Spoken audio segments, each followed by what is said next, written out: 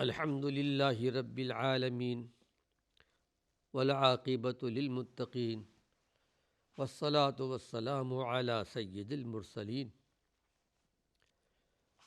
ناظرین کرام، السلام علیکم ورحمۃ اللہ وبرکاتہ۔ ایمانی صفات کا عنوان لے کر آپ کی خدمت میں حاضر ہوں۔ ایمانی صفات کے تعلق سے وہ باتیں آپ کے سامنے پیش کر رہا ہوں جو غیر ایمانی صفات ہیں۔ اللہ کے برے بندے وہ ہیں جو چغلی کیا کرتے ہیں۔ اللہ کے نیک بندے حقیقت میں وہ لوگ ہیں جن کو دیکھ کر اللہ یاد آ جائے، جن کے اندر ایمانی صفات ہو۔ اللہ کے نیک بندوں کی صفت یہ ہے کہ ان کا ساتھی اگر غلط راستے پر ہے تو ایمانی صفات کی تعلیم دیتے ہیں۔ پھر یہ کہ حدیث شریف میں آتا ہے کہ اچھا ساتھی حقیقت میں اگر کسی کو اچھا ساتھی مل جائے، اللہ کے پیارے پیغمبر نے ایک مثال بیان فرمائی تھی اچھے ساتھی کی اور برے ساتھی کی،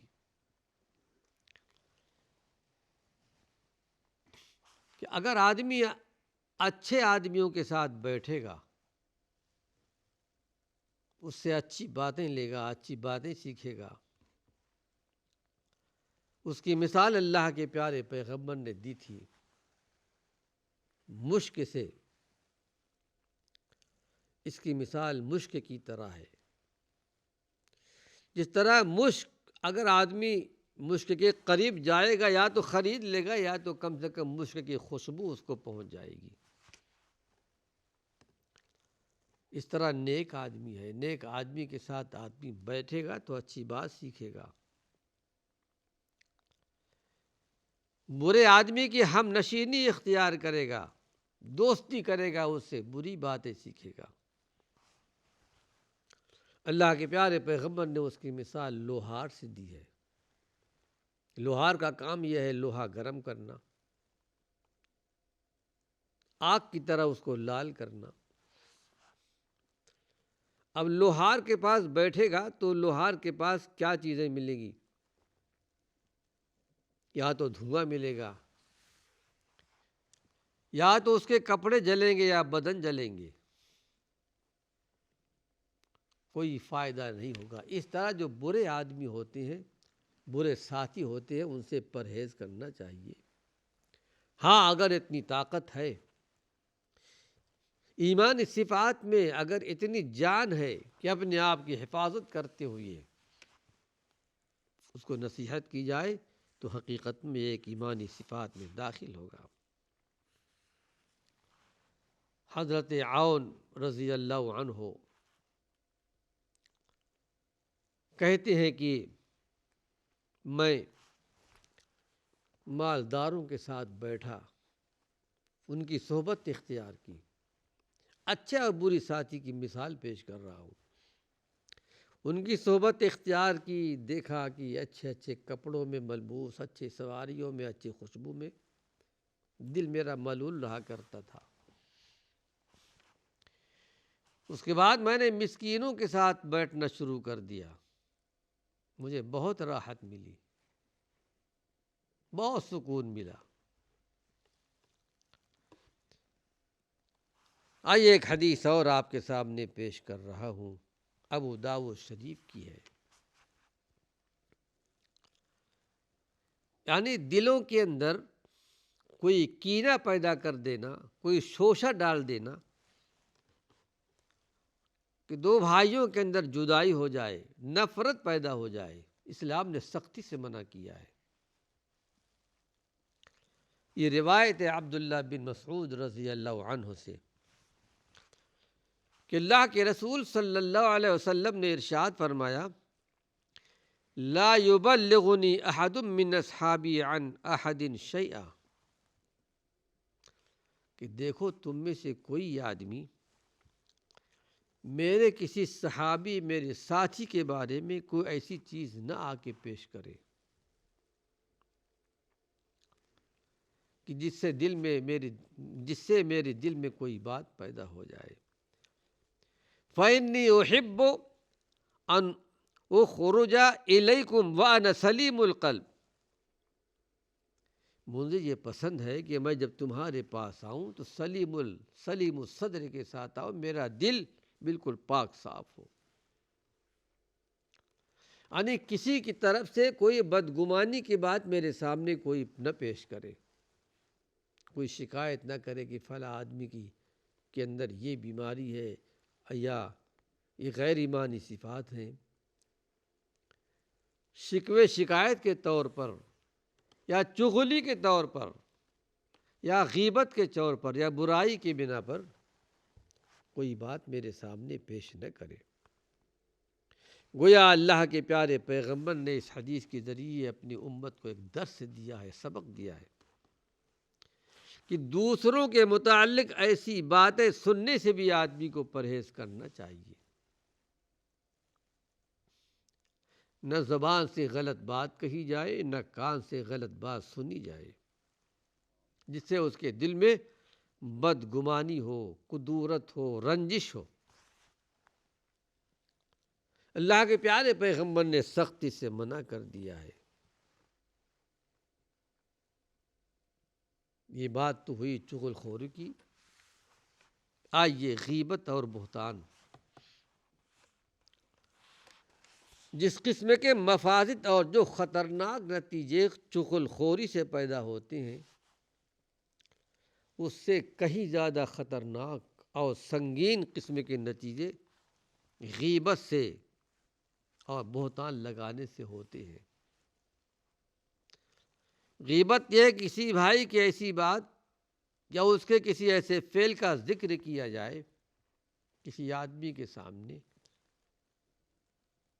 جس کا ذکر کیا جا رہا ہے اس کو وہ ناگوار ہو، اور یہ آدمی اس کی تحقیر کے لیے، ذلیل کے لیے، بدنام کرنے کے لیے غیبت کر رہا ہے تاکہ اس کی رسوائی ہو، روحانی تکلیف پہنچے، فتنہ و فساد پھیلانا چاہتا ہے۔ اللہ کے پیارے پیغمبر نے سختی سے منع کر دیا کہ یہ چغل خوری سے کہیں زیادہ سنگین جرم ہے، اور بہتان کا درجہ تو اس سے اور آگے ہے۔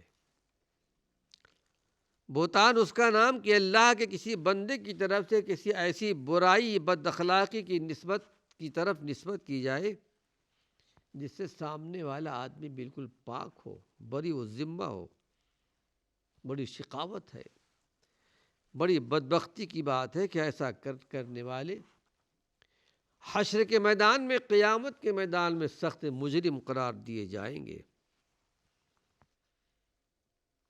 آئیے اس تمہید کے بعد کچھ احادیث آپ کے سامنے پیش کر رہا ہوں غیبت اور بہتان کے تعلق سے۔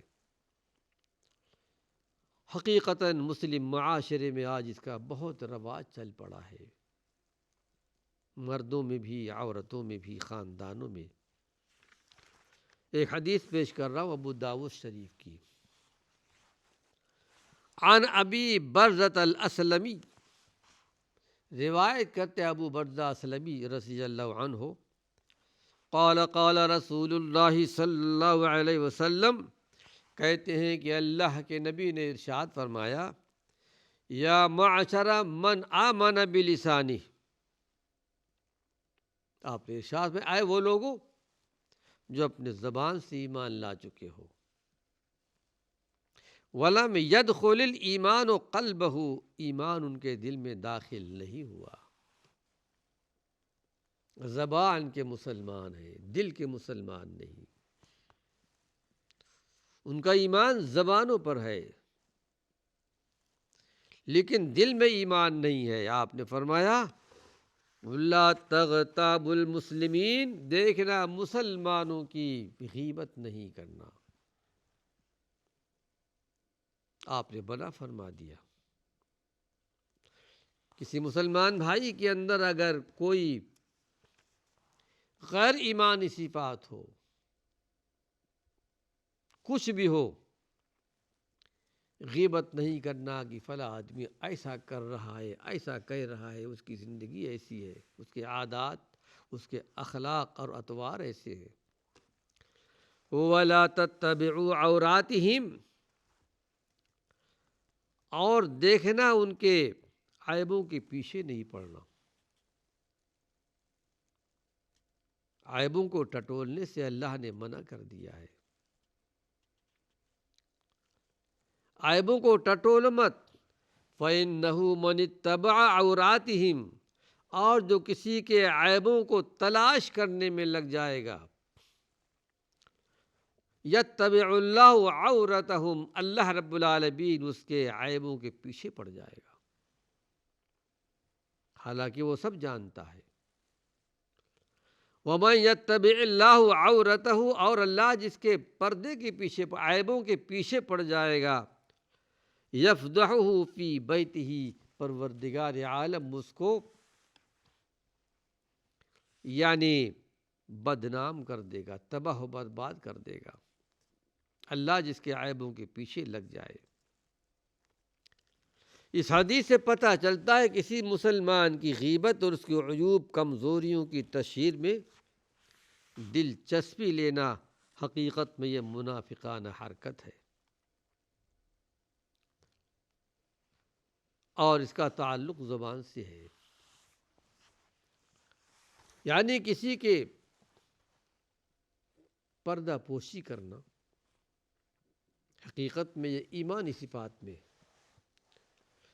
اور کسی کے عیبوں کو ظاہر کر دینا بدنام کرنے کے لیے ایک غیر ایمانی صفات ہے۔ اللہ رب العالمین تو اپنے بندوں کی پردہ پوشی کرتا ہے، اپنے بندوں کی پردہ پوشی کرتا ہے پروردگار عالم۔ قیامت کے دن جیسا ایک بندہ آئے گا، اللہ رب العالمین اس کو یاد دلائے گا، تو نے ایسا کیا، تو نے ایسا کیا، اقرار کرے گا، ڈرے گا، اب تو میں پکڑ لیا گیا۔ اللہ رب العالمین فرمائے گا، میرے بندے، میں نے دنیا کے اندر تیری پردہ پوشی کیا تھا، عیبوں کو چھپا لیا تھا، آج بھی تیرے عیبوں کو میں چھپا لیتا ہوں، جاؤ میری رحمت سے جنت میں چلے جاؤ۔ یہ ایمانی صفت ہے، بلکہ اللہ رب العالمین تو اس بات کو بھی پسند نہیں کرتا کہ آپ نے اپنے عیبوں کو کسی کے سامنے بیان کر دے۔ اللہ کے نبی نے بیان فرما دیا، اللہ کے نبی نے منع فرما دیا۔ اگر تمہارے اندر کوئی عیب ہو، یعنی کوئی گناہ کا کام کر چکے ہو، سنگین جرم تم نے کر لیا ہے، تو اپنے عیبوں کو بیان کر کے اپنے آپ کو رسوا ذلیل مت کرو۔ اسلام اس کی بھی اجازت نہیں دیتا۔ ایمان والوں کی ایک شان ہے، ان کا ایک مقام، ان کا ایک رتبہ ہے۔ غلطی ہو گئی، نافرمانی ہو چکی ہے، لیکن کسی کے سامنے مت کہو کہ بھائی مجھ سے یہ گناہ ہو گیا، میں نے چوری کر لی، میں نے زنا کر لیا، میں نے یہ کر لیا، وہ کر لیا۔ اللہ کے نبی نے منع کر دیا کہ اپنے آپ کو ذلیل مت کرو، اپنے آپ کی پردہ پوشی کر لو۔ بڑی سختی سے اللہ کے نبی نے منع فرما دیا۔ پھر اس آدمی کی بڑی فضیلت بھی ہے کہ من ستر مسلمن، جو آدمی کسی مسلمان کی پردہ پوشی کر لیتا ہے، عیبوں کو چھپا لیتا ہے، کسی کے سامنے بیان نہیں کرتا، سترہ اللہ یوم القیامہ، کل حشر کے میدان میں، قیامت کے میدان میں پروردگار عالم اس کی پردہ پوشی کرے گا۔ اللہ سے دعا ہے پروردگار عالم ہمیں یہ سمجھنے کی، عمل کی توفیق نصیب فرمائے۔ آج اس سلسلے میں ایک حدیث اور آپ کے سامنے پیش کر رہا ہوں، ابو داؤد شریف کی۔ ہمارے پیارے پیغمبر نے اپنی امت کی اصلاح کے لیے کچھ بھی نہیں چھوڑا، ہر بات بیان کر دی۔ ایمانی صفات بھی بیان کر دیا، غیر ایمانی صفات کا بھی کی نشاندہی آپ نے بیان کر دی۔ یہ روایت ہے انس بن مالک رضی اللہ عنہ سے، کہتے ہیں قال قال رسول اللہ صلی اللہ علیہ وسلم، کہتے ہیں کہ اللہ کے نبی نے ارشاد فرمایا، لما عرج بی مررت بقوم، کہ جب مجھے معراج میں لے جایا گیا، معراج آپ کو ہوئی